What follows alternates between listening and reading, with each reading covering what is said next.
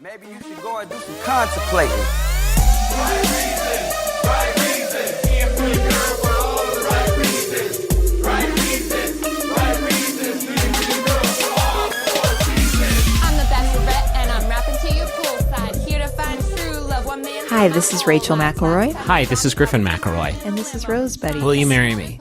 Yes. I was asking the audience. It's like I haven't met them before, most of them, and so it's like a surprise, like, hi, what's up? I'm Griffin, and that's all you get. Marry me, sucker. What's up? You're my betrothed now. What's up? I got you. Hey, Griffin. Yes.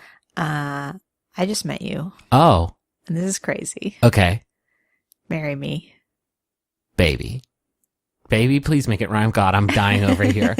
We just watched a show, a really peculiar little program called Married at First Sight, and it is what it says on the tin, folks. Some folks are marrying each other without having met each other or seen each other or sighted each other. But Griffin, don't worry. These are experts. We have 3 experts, which is, you only need the one expert.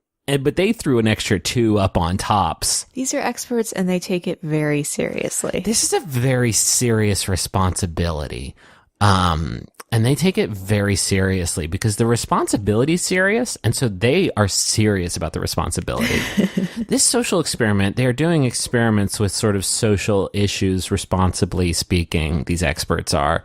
Holy fucking shit, dog. We just watched Married at First Sight. Well, I just watched the first 2 episodes. Yeah, they should rename it Bored by Second Episode because here's the structure. I don't want to be cruel at the jump, but the structure of it is it focuses on 3 couples.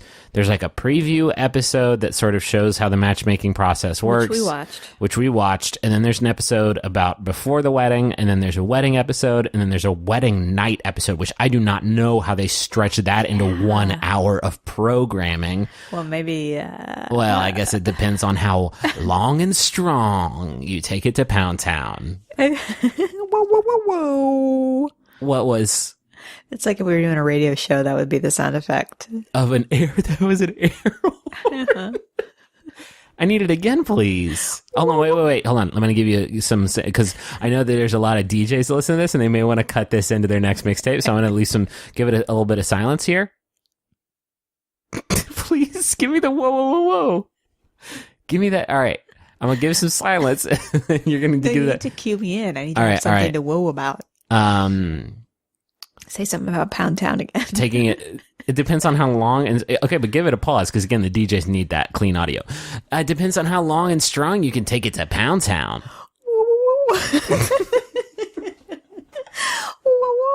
You sound like fucking Super Mario 64 when he's wobbling on the edge of a cliff. That doesn't sound so much like an air. Okay, but it was good. I don't get the reference. You're more of a Sonic fan. Yep. We've talked about that a lot this week. So, there's like a wedding night episode, and then there's a honeymoon episode, and then there's a moving in episod, and then there's a, hey, y'all still want to stay married episode? Because after 8 weeks, they have a kill switch, essentially. Before we like get into the recapping parts of it, what other like sort of background should we give on the whole show? Because we really did not watch a lot of it because this is the 5th season. Yeah. They tell us at the beginning of this that there have been 12 weddings and a third are still happily married, which I'm not clear how they define happily. I think they just mean married. Yeah, still not a great hit rate.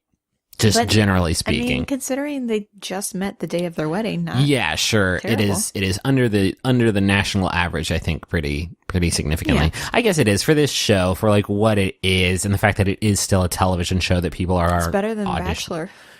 Yeah, I guess it is. As the marriage rate. It hasn't been on as long as The Bachelor though, True. but so the show like bills itself as a modern twist, a modern take on arranged marriage, and I don't feel like you and I are even remotely qualified to discuss arranged marriage because we both come from cultures where like autonomous marriage is absolutely the norm, and I feel like I am just not equipped to discuss it. So like I don't feel equipped to really talk about it, except for the fact that like I do feel equipped to talk about this show because this show is not that, I feel like, maybe on the very, very surface level, but like everybody here opted into it. Everybody here auditioned for it, which is not true for arranged marriages as like a cultural thing at all. Also, like, it is a fucking television ass show, which you know because they really do let you know that it's a bold new social experiment. And there are lots of people who you're meeting who you're like, oh, you are obviously trying to get all up on a television show. And if you have to get married to do that a little bit, then so be it. Should we talk about the first episode we watched? Yeah, let's get into it. So the first episode we watch is actually the matchmaking special. And this show, by the way, is on the Lifetime Network. Thank you, Lifetime. Thank you, Lifetime. The show does their casting in Chicago. And I think they do a different city every season, maybe. Yeah, maybe. 40,000 people applied. This on this show. This is bananas to me. That's a grip of people. That is so many fucking people. Yeah. That's so many people. They're going to get married. That's so many people. It's interesting to me. There's a big age range too. Like I think we see somebody as young as 24. And then I think we see somebody in their mid to late 30s.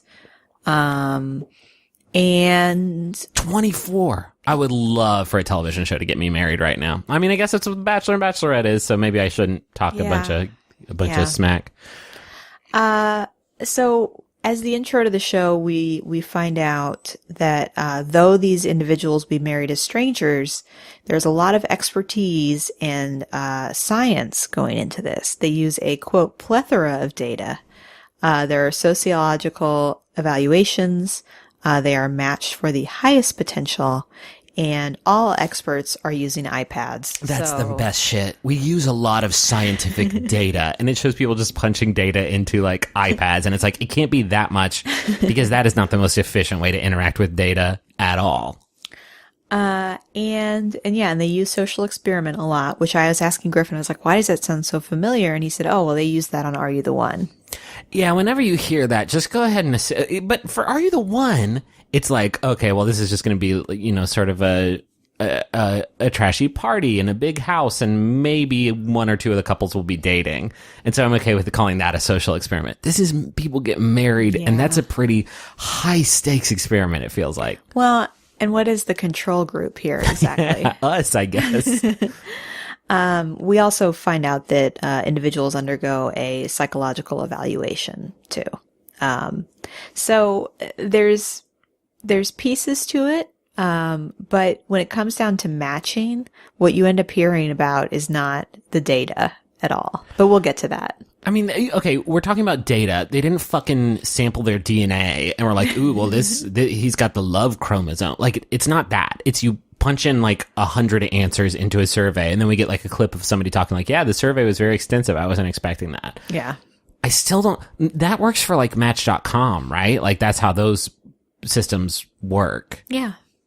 That doesn't feel super scientific. That doesn't feel like hyper, and I guess it is successful for those platforms or whatever, but like, you can't call your shit a bold social experiment where 3 experts match you using like all kinds of scientific data. Well, yeah, and we don't really get to see the questions on the survey. We get the interview portion, which is what happens after. Gotta meet these 3 experts. Holy shit. After they get the 40,000 that apply, over 200 are invited to small group workshops where they are going to be more deeply informed of the process and then interviewed with the 3 experts. These workshops, like especially the ones talking to the dudes, reminded me so much of the scene in Wet Hot American Summer where Amy Poehler is like leading the drama class. Like, this is serious, guys. This is really serious stuff. You're going to get married at the end of this. Yeah. And if you don't like that, stand up and walk out of this room. So first we see the interview section where they are undergoing, quote, sexology evaluations by a relationship and sex expert. Is that a word? I don't think so. Maybe it is in this community of experts. I've heard of sexnology, and that's just sex technology. Oh, yeah. But sexology, you know about sexnology, right? Yes. Robo-butts, internet PPs. Do you know about sexpology? What's that? It's when you... Every time I make love, I do administer a sexpology. Yeah. And then there's sexthropology, which is anthropology's Yeah, sex it's store. like you have sex, but you can also buy some really cute Like like candles and dresser stuff. knobs. Yeah, exactly. It's great. Every time we make love, I hand you a small dresser knob, and they never match, but you're always so charmed by it. Like, where'd you get that? I'm like Amelie, but It's delightful. yeah. Where do I even get these knobs from? I'll tell you where. Sexthropology? Oh, I was gonna say like my butt or something. No, we invented a store. Why wouldn't you say the store? The we store's just in my invented? That's ridiculous. Oh, okay. I'm sorry. I'm not going to yes and you anymore. Yeah, I didn't That's know I was on stupid. fucking Shark Tank. I didn't know I was going to have my business shot out of the fucking sky by Mark Cuban over there. I hate your butt store. Thanks, Mark. Oh, no, wait. Let me clean my glasses. You're my wife. Don't. I'm sorry. I can't. There's only so many things I can play along with, Griffin. A butt store. You've gone too far. It's an anthropology that exists in my butt. And when I Osmosis Jones style, and when I need to, I can go in there and I can get little dresser knobs. Can I talk about the sexology evaluations? Yes. Oops. Kicked my trash can. So individuals are asked whether they have strong feelings about different sexual acts. Specifically, examples include whether they've had a same-sex experience, how they feel about oral sex, if they have any deal breakers, which I think is interesting because one of the people being interviewed is like, can you give me some examples? They just want to be dirty. Well, she's like, you don't have to have them. I know what yours is now. It's fucking if you got Butt stores? if you have an anthropology in your butt, it'd kick you right out of bed for eating crackers. No, I'm not kicking you out of bed for eating crackers. I'm kicking you out of bed because you said that you have a store in your butt where I you didn't get just dresser say knobs. I didn't just say it. I meant it. I've got a little anthropology in there, and it's right next to a little crate and barrel. I've got a whole avenue of just sort of, you know, ritzy sort of you can go and you can buy. All right, I'll compromise. Is there a web store? Yeah, I mean, yeah. Okay, well, I would go There's to a that. Warby Parker in the butt also, like one of their brick and mortars. They're really excited about it. But you can also like go online if you need to. Yeah, see, I would prefer to go online, I think. All right. The crowds, you know. Yeah, sure. I don't want to wait in line in your butt. Okay, so this is where we start meeting some of the individuals that were selected to get to this round. And coincidentally, a lot of the people we meet are the ones that we end up following. On Yeah, the they show. really only like sort of hone into about 12 people, and then we meet them, and then by the end we are down to And 6, they're the 3 couples. super oversimplified. Yeah. Like I accurately predicted 2 of the 3 couples that were going to be on this show because of the way they were oversimplified. Which I don't know if that is a result of them asking them a lot of questions and then the editing trying to like cull Yeah. it down to like, a more digestible package, or if these fucking people legit thought like, you're Italian, bada bing, bada boom. You're that means you're married. You're what? Baptist and you said Lutheran? Close enough. Get the fuck in Yeah. here. No, and so we meet, for example, Griffin's referring to the man Anthony, who is 32, a marketing executive and Italian. And later we meet Ashley, who is a 30, a bar manager, and hey, also Italian. Guess what? Both of them find family very important. Uh-oh. End of similarity. Literally, end of similarities. We're They're done. both Italian and they both want big families. So all of these profiles and psychological evaluations and sociological evaluations, ultimately, if you just check the Italian box, it seems. And also, there's an Italian box and you check it, and then there's a little nested thing in there like, you want a big family or a small family? It's like, well, big family. It's like, oh, we've got the match for you. How should I introduce the couples? I don't know if I should do it as we're going through the sections or. Yeah, I think you can introduce it as we're going through the sections. I also don't think we should waste any time talking about the packages of the people who didn't make it, because they weren't worthy. They weren't worthy of love. Next we meet Sheila. Sheila is 30. She is very family oriented, is very faith oriented, believes very strongly in the sanctity of marriage. 2 other things, just little anecdotes. She has a small dog. And also she's never had an orgasm. So I know more about Sheila now than probably a lot of her exes do. Yeah. Or maybe her exes think they know one thing, but the truth is different. Women. Oh, What are they doing? No, I would take it back because I don't want those those particular words in my mouth. Yeah, and so Sheila seems also like a strong candidate for the show, and hey, she also ends up being picked. Next we meet the two brothers. We meet Charlie and Cody. Charlie is 24, is a contractor, and lives in the country, and his brother Cody is 26, lives in the city, is a gym owner. They both grew up I already forgot both their names. Charlie and Cody. Okay, you literally just said them, and my brain was like, doop, boop, don't need that. Think about something else. Cody feels that Charlie is kind of a hillbilly, and Charlie criticizes Cody for being not handy at all. City mouse, country mouse. Burn that motherfucker. So here's what's interesting. At later in the episode, and we'll talk about it, the experts sit down and review the candidates, and they decide that Charlie is too young. Get back in there, little fish. Get back in that ocean. Limited by his location, whereas Cody, 2 years older, ready to go. Ready to go. 26, ready to fucking Gym party. owner. Gym owner. He's got his whole life Very on track. responsible. Let's get this thing going. Hey, that's a pretty wild thing. I remember when Travis and I were both single and we both moved from Huntington to Cincinnati. It was like our first time moving away from home. And You guys hit the scene together. Yeah, and I told him like, let's go to a marrying reality show to both try and get married together, and let's see what happens. This is interesting, because I don't have any siblings, as you know. As evidenced by the fact that you just said siblings. How do you say it? Siblings. You don't say siblings? No, No, but I don't love either. it so much I don't better. either. No, don't say That was that an because accident. it's good. I love it. I'm sorry I made fun of it. No, I'll I never say love it again. No, babe. What was your question? Oh, my question was, do you feel like your brothers could pick out a suitable lady, and or have they ever tried to set you up with anyone before? No, they never tried.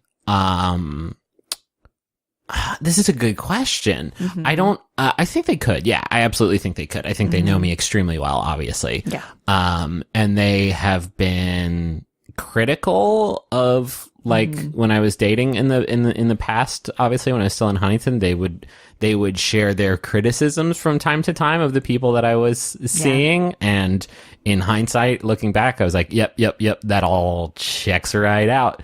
So you guys never tried to set each other up with anyone? No, God, no. You have to understand that's an enormous breach of what you're describing. Actually, I'm going to go ahead and put the kibosh on this. Has never happened in the history of time. Ooh, I don't think that's true. No sibling has ever been like, I got to make sure I feel like- my sibling is like getting me going. I feel like if I had a sister and she was older than me and she was in a serious relationship, I could see her being like, hey, you know what? You should go out with my coworker. He seems like a good match for you. I could see that happening. That seems reasonable. Up to a certain age, though, there is no. I think that siblings just kind of, at the very best, are neutral, but like most of the time are impeding your quest for love or intimacy or whatever. Okay. Well, I learned something. Yeah. If there's probably exceptions out there. But I think that, and I don't want to like paint a bad picture of my siblings. I'm just saying like when you're fucking like 18 or whatever, like it's not, there's very little going through your mind of like, gotta help I wasn't suggesting it was happening in high school, but I mean, there was a period of time when you were an adult and single, and I was just curious. Yeah. Next up, so we just did the sexology evaluation. This is real quick about re-sexology. Of all this other stuff, I check a box, right? I'm Italian. I love a big family. I have 10 dogs and I, love NASCAR. Check. If now our shit like lines up on a grid and it's like, oh, you also hit all those same bubbles. Cool. We have 10 points. Whoever has the most points gets married. How do you, these questions, yeah, I like a finger in my butt from time to time. I like a finger right on my Anthropology store from time to time. That is so, I feel like that is real. This idea of, because I feel like this expert exists to answer the question of like, oh, well, what if they're not physically attracted to each other? This expert talks about like, well, they talk about like, that's their biggest fear. What if I'm not attracted? Well, that's my job, is to make sure they will be. And that is bananas because you cannot. I appreciate it. It feels very sex positive to me. No, it's absolutely sex positive. I'm specifically talking about sexual chemistry, which is not a thing that, like, True. on paper you can, like, guarantee. True. You cannot. You can't guarantee any of this, Griffin. No, I know, but the rest of it may be a little bit more, right? Like, I'm Lutheran, you're Lutheran. There's like a spiritual dude, and it's like, okay, cool. But if This I'm one's gonna- like, if I go through a checklist, and it's like, what kind of eyes do you like? What kind of nose? What kind of mouth? What type of body? What type of X, Y, and Z do you find attractive, Yes. ideal? And then somebody could walk in with like all that stuff, and you'd still be like, like it know. gets, the spark could still not be there. Of course. But I appreciate that they are not setting people up to be in a relationship where there is zero potential of sexual fulfillment. They are asking a question of, you know, how adventurous would you rate yourself, let's say. And they're not going to match somebody if they're with somebody that is not remotely. I guess that's true. It's good that they're So, it's good that they're trying. It's just like this is the largest agree, yeah. extension of disbelief. It's an I feel like. oversimplification. Yeah. Like, how do you like to kiss? Well, first I put my tongue up and then down and then left and then right. And then what if somebody was like, well, no, but I do down first. And they'd be Yeah. like, well, this Well, isn't get the gonna fuck work. out of here. I do the electric slide. That's how I learned how to kiss. I do the Charlie Brown. Hello, can you go? Move it back now, y'all. You're doing two different songs now. Freeze. You're doing the cha-cha slide. Everybody clap your hands. You know how every time we make out, I do the Charlie Brown and I clap my hands for a while? Oh, yeah, I never got that. Now I know. We'd like sit in the back of a dark movie theater watching a scary movie, and I'd be like, move a little bit closer, babe. You'd be like, oh, you smell so good. And I say, yeah, it's the Michael Jordan cologne. And then you lean in and we start smooching, and then I freeze, and you're like, what's he doing? And then Yeah. I do the whole thing. Now I know. Yeah. I never knew. And I never asked at all either. You know why I get so horny at weddings? Oh. This episode has taken a turn already. Well, I feel like we don't have a lot to talk about, so I'm I want to get to the next evaluation. We just did sexology. Okay. Now we're in the spiritual evaluation. Yeah. So for spiritual evaluations, they bring in a pastor who has been a relationship counselor for 20 years. And he also takes this very seriously. What if he was just like, I'm just sticking around. Come on. This is a paycheck. Here we go. So this is where we meet Nate, who is 25. He is a enterprise rent-a-car manager.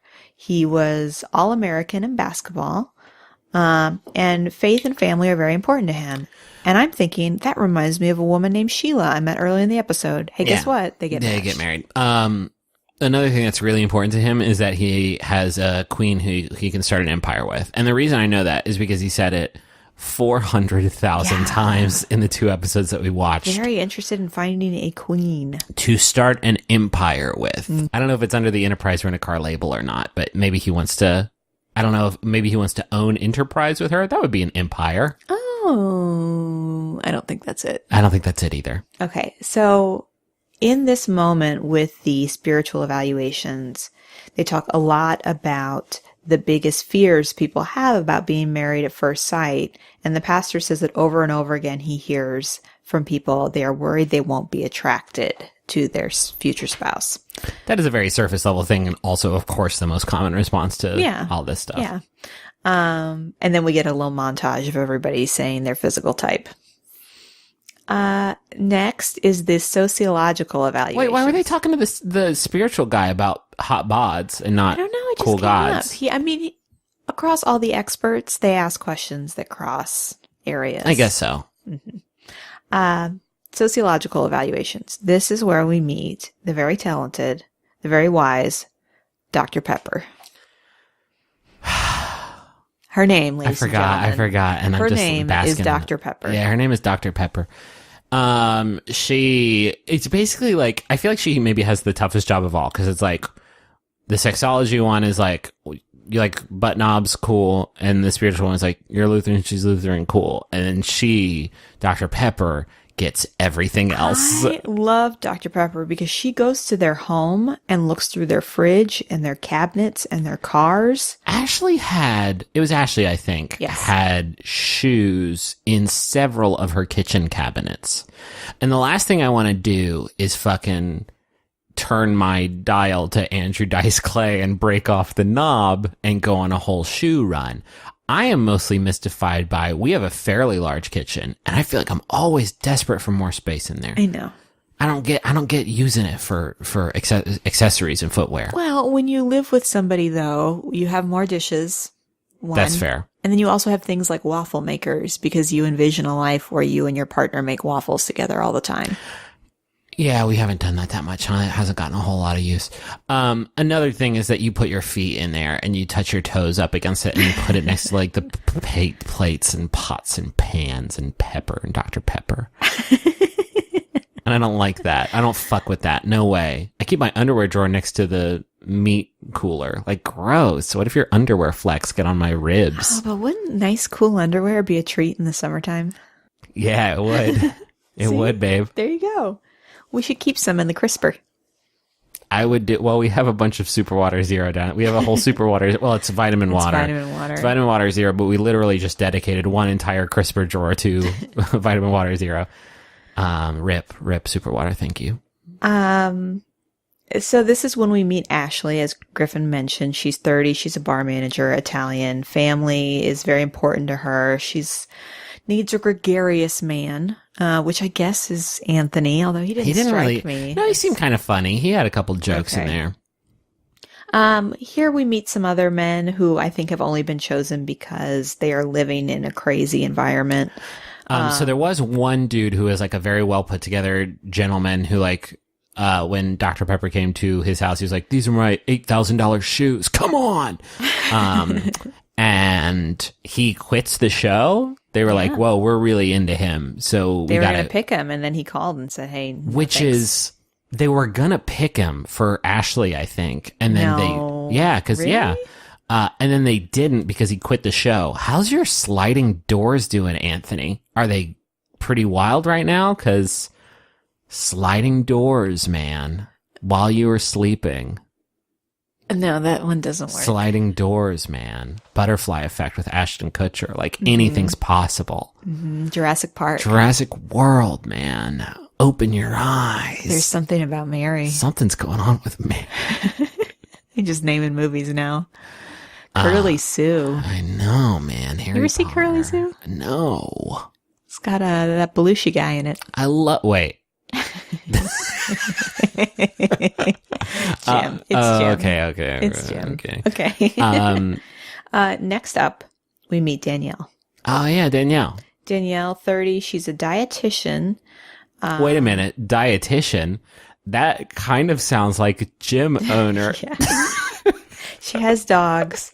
She refers to herself as kind of a country person, even though she lives in the city. And that's when they think, woo, woo, woo, Cody. Whoa, what are you setting off that foghorn for? Oh, wait.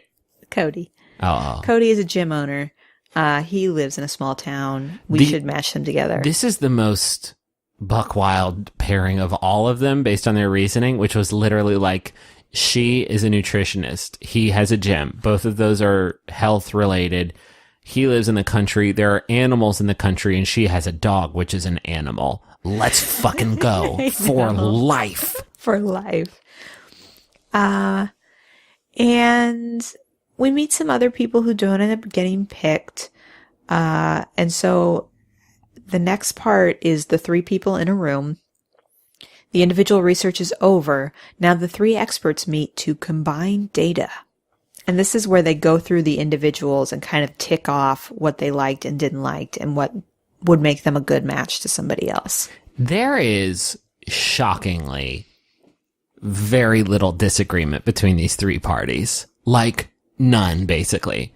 Literally, like one of them will say like, well, he's Italian and wants a big family, and she's Italian and wants a big family. So I think they should be married forever. And the other 2 are like, yeah, sounds great.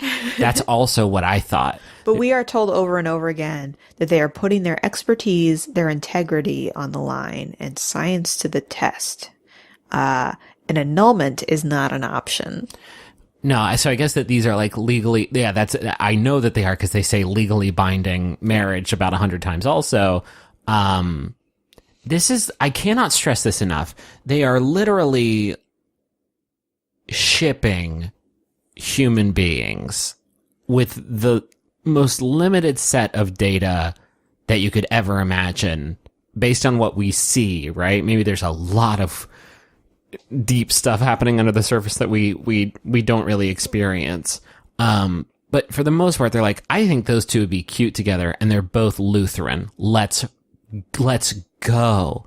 I don't know really what I was expecting, but like, if you're gonna have an entire, marriage, but also like 7 episodes of television just about the same 3 couples, and every episode's an hour long, like, feels like you should really do a pretty good job putting those couples together. And based on what we saw, it was he likes dogs, she has a dog. And marriage. This is where Griffin and I got into the conversation of, we don't think we would be matched through this process. Super no. Because all of the superficial things that one might match a person to somebody else, we don't really have in common. Yeah, like, I think they would look at me and be like, well, he grew up in the country. He grew up in West Virginia for most of his life. So we gotta find him. He plays video games. We gotta find him a geeky country gal. And it's like, that ain't you at all. No.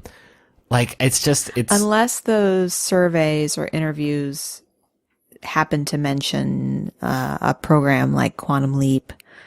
I love Quantum Leap. I know. But it would, I don't think it would track. I don't think it would chart on my list. No, I don't think in this interview process about marriage, I would ever say the words, you know what I really liked was Quantum Leap. Yeah. I watched it with my dad. What's up? Like, no, that just wouldn't happen. Yeah. I try not to, talking about this, I feel cornball of just like, this isn't how it works. Like, this level of, hey, I'm a stranger and I know 10 things about you, and they sound like the 10 things that I know about this other stranger. So I think y'all should be married now. Like, that surface level stuff is so, in my experience, like, so not that important compared to the more like intangible shit that you kind of gotta get down deep into the muck to know. Yeah. Yeah, I just thought it was weird. They seemed to really tout their lengthy evaluations, and then ultimately the conversations were just reduced to like, she likes country and so does he. Let's put them together. In the next episode, though, they even back down on that, and they're like, she's got a city vibe and he's got a country vibe that I think would work really well together. And when she said that, I was like, Dr. Pepper, what the fuck are we doing here? One thing that's super interesting too is that when they're having this little meeting where they're pooling their data, they name the couples and they say things like, we have decided that they are going to be a couple. There's some really like Orwellian, you are engaged because of me now. There's a funny moment that they repeat where they talk about one of the couples, which is Anthony and Ashley. And they say, Anthony is going to think Ashley is beautiful, and Anthony's personality is going to win Ashley over. Jesus God. It's pretty rough. It's an ice cold burn. Hey, baby, real quick, can I steal you away? Uh-oh, what are you doing?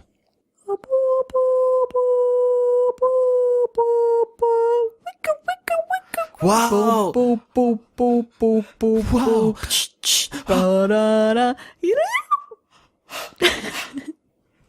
I thought it was going to be like a choir thing because you were holding your diaphragm the whole time. And then I remixed it. Wasn't expecting that. They don't typically. Well, it's like a pitch perfect. Remix is just where you change halfway through, right? Uh-huh. Okay, that's what I did. I remixed. All the best DJs, they'll be playing, Night Fever, and then they'll get about halfway through the song, and then they'll just flip it over to My Heart Will Go On from the Titanic soundtrack. And it's like, whoa, cool remix.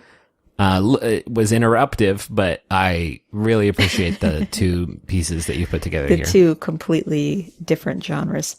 Hey, babe, can you tell me everything that you know in the whole world about Wink? Yes, I can.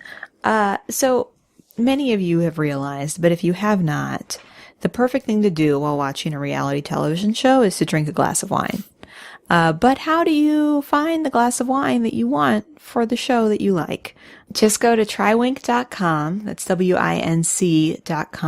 Take a brief palate profile quiz, and Wink will recommend distinct and interesting wines, actually customized to your palate to be shipped directly to your door every month. And right now, Wink is offering listeners $20 off your first order when you go to trywink.com/rosebuddies. They'll even cover the cost of shipping. That's trywink, spelled TRYWINC.com/rosebuddies to get $20 off your first order. We can personally guarantee that their palette matching profile is more scientific than the matching tests that the contestants on Married at First Sight are put through. Yeah, I did it. I got a few reds and a few whites and some dessert wines, and they were delicious. They were really, really tasty. I have a Jumbotron message. This one is for Alicia, and it's from Clinton, who says, "Hello, Alicia. This is your husband, Clinton. I am talking to you from inside the podcast. I love you, and I'm likely sitting next to you right now. You may kiss me now if you like." That's adorable. Sorry. You may kiss me now if you like. I gotta read it in this voice. It's a little creepy, though. Maybe a little bit. I am likely sitting next to you right now. You may kiss me now if you like. Thank you for dating me for the right reasons, because I do love you. Happy birthday, Christmas, and Valentine's Day. Nice. I'm done for the next year of gift giving. What a perfect it's message. Like, right. I was going to say, like, goodness per word, like the ratio is so fucking Do you think choice you went here. through a few drafts? It seems very appropriate. I think you used every character that we allow for the Jumbotron messages. I'm going to read the second one so I don't have to hand my heavy computer over to you. Please do. It is for Justine, and it's from Kelly. That's almost the name of that one American Idol movie. And I bet I said it, and I bet they hate hearing that. I bet they do. Happy early or belated birthday. I've been so lucky to have a best friend like you for over a decade. You've been there for me through the best and worst times, and I'm so thankful. Even though we live states apart, we're still able to share things together like the McElroy podcasts, Skype games, and random silly text messages. Love you always. Love, Kelly. To Justine. Stop it. Did you see, I saw that movie in theaters. See, that's something you would have put on your survey. And then they would have put me in a fucking like garbage truck as it drove by outside, as it passed by. They would say, "There's no room for you here." Out of the 40,000 other people here, nobody said I watched and enjoyed the movie From Justin to Kelly. Oh, so you enjoyed it? Can we not do this right now? Who did you go with? Did you go with your fam? No. I don't want to get into it right now. Did you go on a date? I don't want to get Justin into to it. Kelly? I don't want to get into it right now. I don't want to get into it right now. Okay. Justine, Kelly, I'm so sorry that this is what your message turned into. Hi, I'm comedian Emily Heller. And I'm cartoonist Lisa Hannawalt. And we're the hosts of Baby Geniuses. Do you want to learn weird new facts? Do you like hearing successful, creative women talk about their poop? Do you want the scoop on Martha Stewart's pony? If you answered yes to any of these questions, our show is for you. We interview people like Paul F. Tompkins, Kristen Shaw, Michael Che, and more. So check us out on Maximum Fun. And let us mess up your brain. Yes, please. Baby geniuses, we know everything. Baby geniuses, tell us something we don't know. Episode 2/episode 1, since the marriage special was technically not episode 1. / episode parts of 3 / parts of 2, because we really didn't get all the way through these, gang. So the next episode is time for Dr. Pepper to share with the people that have been matched that they are now engaged. And so Dr. Pepper, I guess I should say that each of the experts has their own little mission. So Dr. Pepper visits Anthony and Ashley and tells them that they have found a husband or wife. Can we role play this and you be Dr. Pepper and I will be Ashley and Anthony, and I will literally try my very best to sort of convey the emotion experienced by these real humans when a television personality has informed them that they will be married in 14 days to a person that they have not and will not meet until the event. This is about what we got. Anthony, I am excited to let you know that we have found you a wife. What? Wow. Like fucking holy shit. Almost The camera crew is there. They know something's going on. Obviously they know something's going on. I don't know how to tell you this, but I don't want to put it off any longer. You're engaged.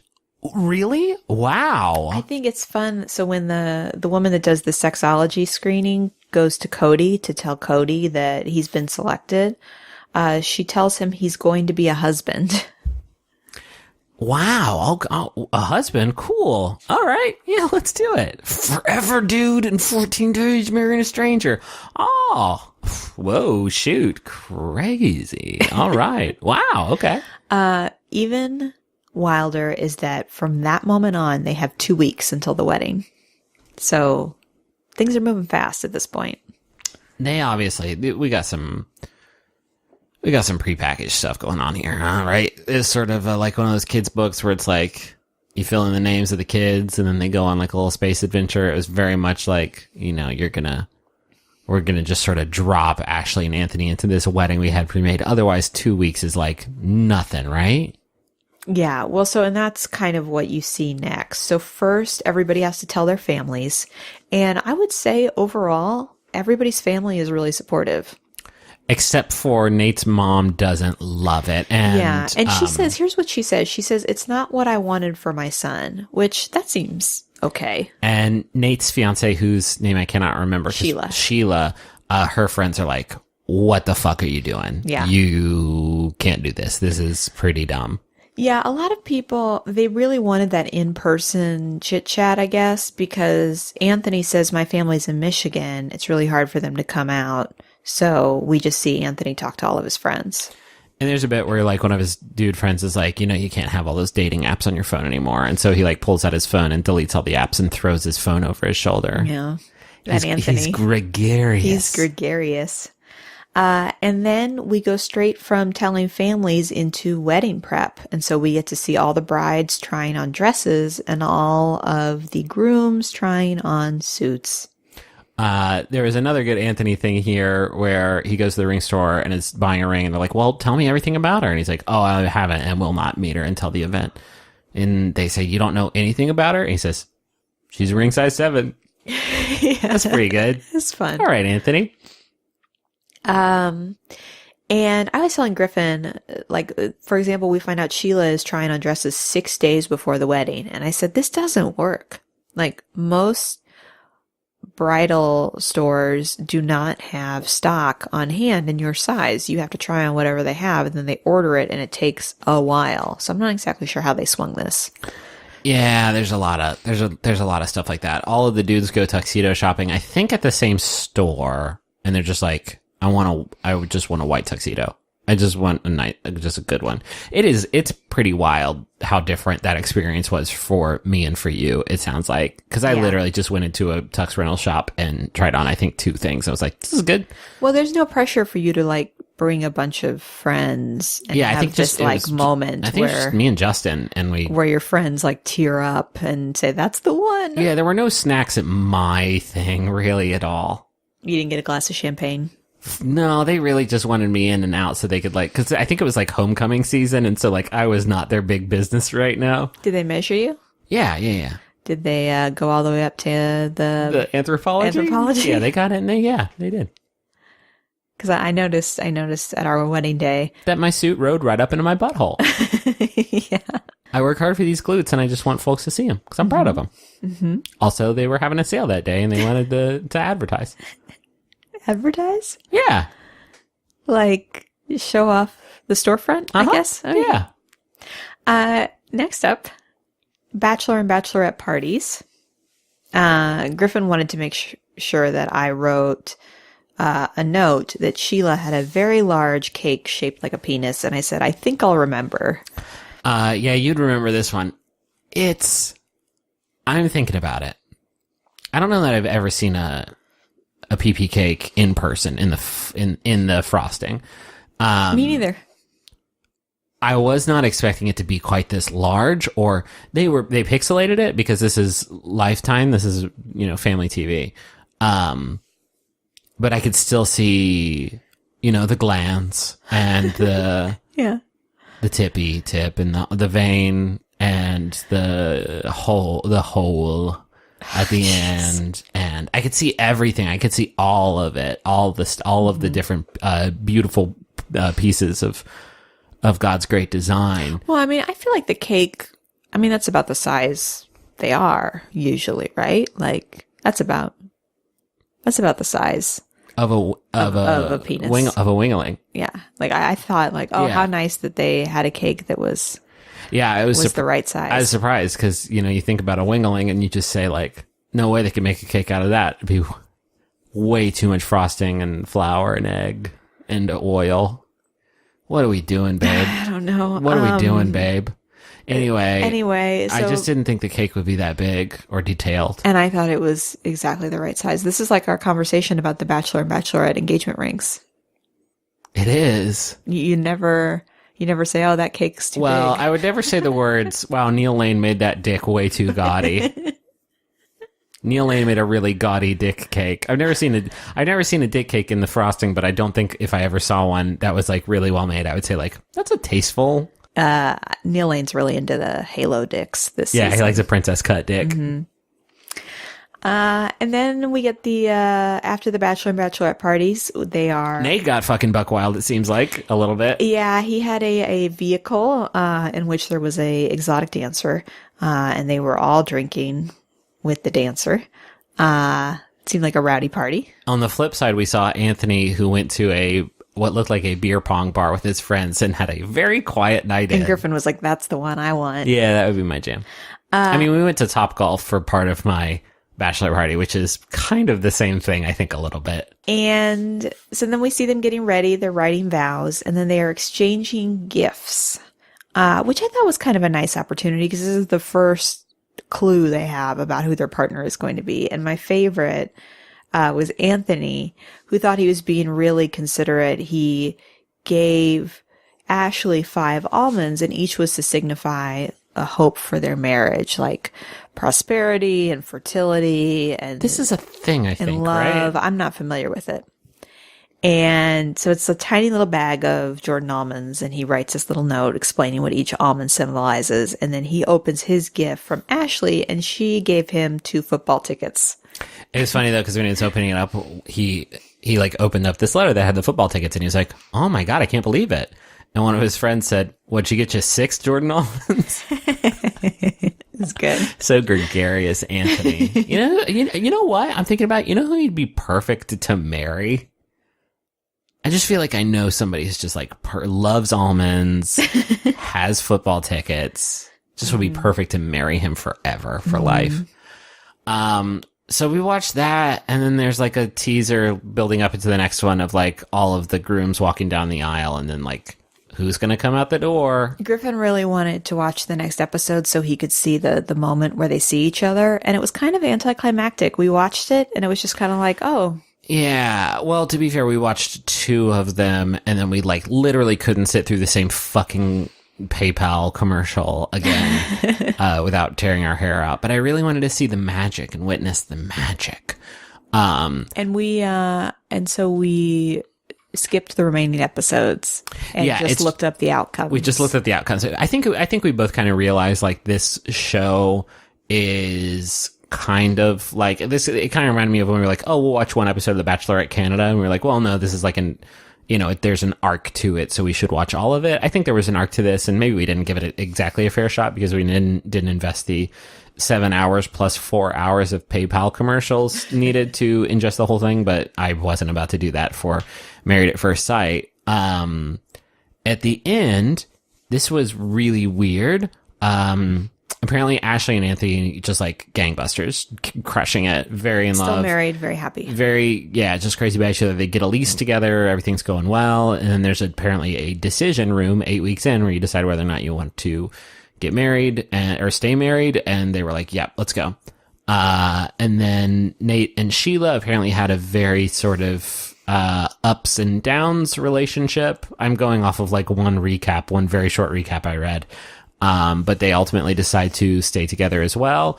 And Cody and Danielle, who are both the country gym enthusiasts. Apparently they just never really hit it off. There's not like much of a spark there. There's a lot of conversation about like lack of sex, and that is an issue for Cody and a frustration for Danielle. And they also decide to stay married at the end of the 8 weeks, which is kind of, I guess, higher than average for this show. All three couples stay together. I looked it up because I was like looking at like who's still married from Married at First Sight, season 5. And what is kind of wild about that is I like Googled that, and one of the results was like an Examiner article, I think it was, from 3 days ago that was Cody and Danielle still going strong. And it was like an interview with them about it. And then today, like earlier today, the day that we were recording this, they actually announced that they are getting divorced after 1 year. And they put out a joint statement saying, like, we thank this show for teaching us how to love again, et cetera, et cetera. That was weird that, like, we have never watched this show, and we watched it for this podcast episode. And the day we decide. The day we decided to do it, one of the couples splits Yeah. up. But apparently the other two couples are still going on strong. I don't know. I think the concept of the show still is, like, it's way too self-serious. It's a social experiment with lots of data science, with expert scientists and sociologists, and everybody's perfect at their jobs, picking a marriage forever. And like, nah, come on, y'all. This is going to sound crazy. Part of me kind of gets it. It depends what you want out of a marriage. If you are just having difficulty finding somebody who shares your interests and feels the same way about commitment, and this show is offering you an opportunity that they will do all the work, and they will, I'm guessing, pay for your wedding, pay for your honeymoon, and then provide you with, quote, experts to kind of help you in the beginning stages of the relationship. I don't know. Doesn't sound that crazy to me. I mean, agree to disagree. I think I'm talking about like the structure of the show. This show is very much into, this is a huge, enormous responsibility that we have to be very serious about. We really have to do a good job, and we're going to do science to it to make sure that everything really lands. And at the same time that they're saying that, and this is the same sort of dissonance that like Bachelor, especially Bachelor in Paradise, traditionally has cashed in on all the time, which is like, this is a serious quest for love, and it's the ramifications are extremely serious, while also building the entire show around the novelty of what they're doing. Yeah. Without like, No, that's a good it point. doesn't acknowledge that novelty, but at the same time, like, it's all about that fucking novelty. I will say, though, the show seems to be, their emphasis seems to be more on marriage than on love. You know? That's a weird, yeah, absolutely. Cause like there's one bit in episode 2 where they're talking about like, ooh, do I kiss them when they come down the aisle? Like, apparently like Cody and, Danielle in the last episode say like, you know, there's just a foundation here that I think we deserve a chance to really explore. And it's like, you're married. And you've been married for 2 months. You're married. And that's like I don't know. I was telling Griffin how refreshing it would be to watch one of these shows and just once have somebody going on the show say, hey, and if it doesn't work out, we'll get divorced. And, you know, I mean, it'll happen or it won't. But every single time people are like, you know, like, this is going to be forever. It's important to me. I only want to do this once. It would just be nice one time to see somebody be like, hey, you know what? If it doesn't work out, we'll get You know, it's divorced. a TV marriage, whatever. Yeah. Well, I think like the biggest thing for me coming away from it that is still so shocking is that 40,000 people tried out for it. Is that just because it's a television? Like, I can't, that is such an enormous fucking mass of humanity to do this thing that is ultimately a televised novelty marriage experiment. I wonder if the first season, like what the application level was, like if it's just kind of picked up steam Yeah. or I stayed don't know. constant. I don't know. But the other thing is like stretched out, telling these 3 stories over the course of an entire, like, I think 8 actually episode season.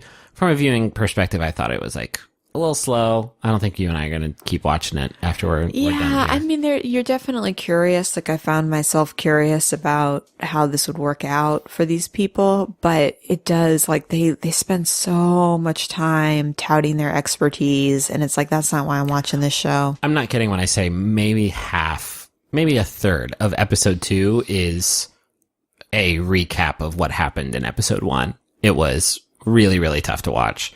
And also all those fucking PayPal commercials. Holy shit. Yeah, we're watching it through the app. There's one PayPal commercial where there's a man and a woman sitting in a car, and it looks like they're getting ready for a road trip, and they're in Brooklyn, I think, and this young guy like runs out of a brownstone, runs up to the car, and the woman leans over and locks the door, and then she like rubs her fingers together like money, And then he pulls out his phone and PayPal's her or her friend money. And then he shows them the PayPal receipt on the phone. And then she checks with the guy and makes sure that he got it on his phone. And then she unlocks the car to let his friend in. And it was like, that whole exchange was so gross. The whole exchange, what you just did was so fucking disgusting. And PayPal is like, now use our service. What? Anyway. It's just this capitalist hellscape, babe. I know, Griffin. Anyway, thank you for listening to this episode of Rose Buddies. Should we say what we're going to do next week? We have an idea for next week, and it's sort of contingent on, again, we should talk about this. We are going to be moving away from the Bachelor/Bachelorette franchise and changing some stuff up in terms of like what we do here on the show. Probably going to change the name of the show just to prepare you for that, but it is going to stay on and this. And the theme song. And the Sorry, theme guys. song. Sorry, everybody. And it's going to stay on this podcast feed, so you shouldn't experience any interruption there. If you don't like that new direction, you want to bail, we totally get it. You please understand that this is a decision that we have been struggling with, that like we ultimately think is the right one and one that is going to make us much happier. Personally speaking, doing these last 2 episodes has been like fun. It's been really fun talking about these bad television shows with you, in a way that like Bachelor and Bachelorette stopped being. So, we'll keep you informed. But next week, I think what we're going to do is design a reality dating show.